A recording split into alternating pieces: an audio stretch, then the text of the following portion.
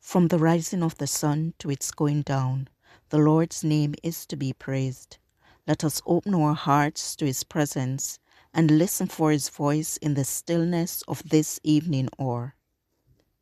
Our evening sacrifice, the desire of ages, chapter 35. Peace be still. April 26th. Master, the tempest is raging, the billows are tossing high. The sky is o'ershadowed with blackness, no shelter or help is nigh. Carest thou not that we perish? How canst thou lie asleep when each moment so madly is threatening a grave in the angry deep? The winds and the waves shall obey my will. Peace be still, peace be still.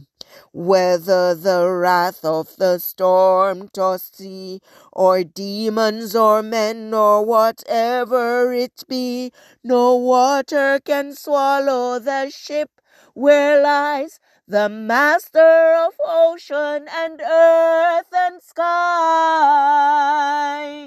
They all shall sweetly obey my will.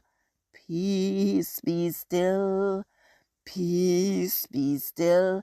They all shall sweetly obey my will.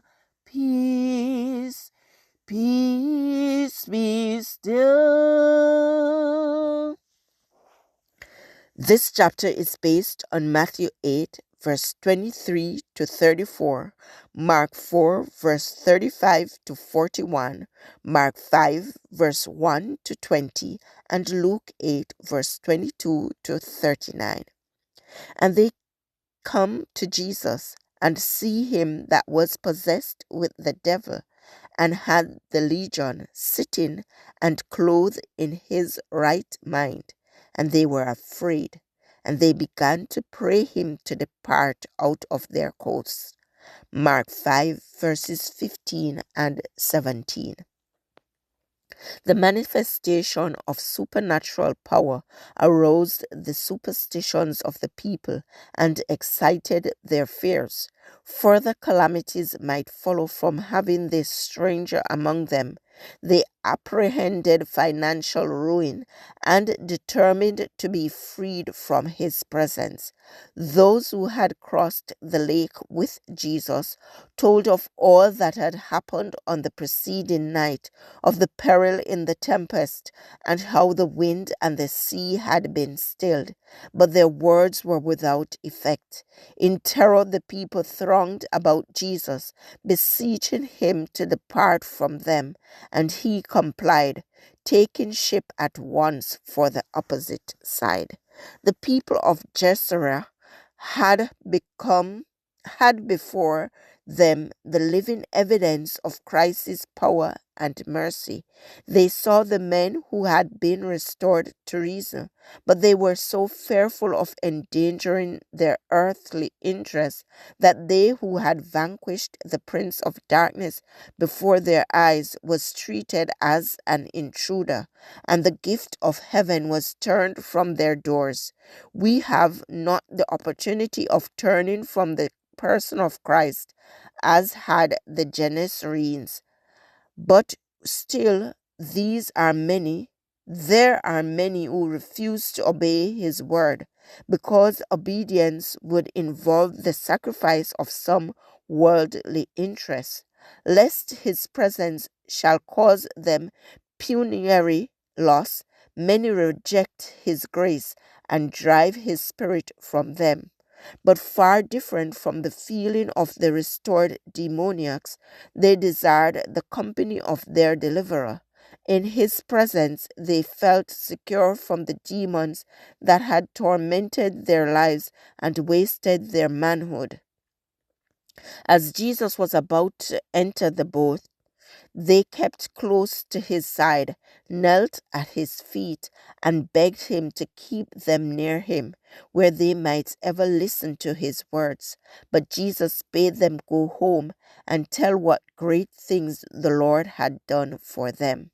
Here was a work for them to do, to go to a heathen home and tell of the blessing they had received from Jesus.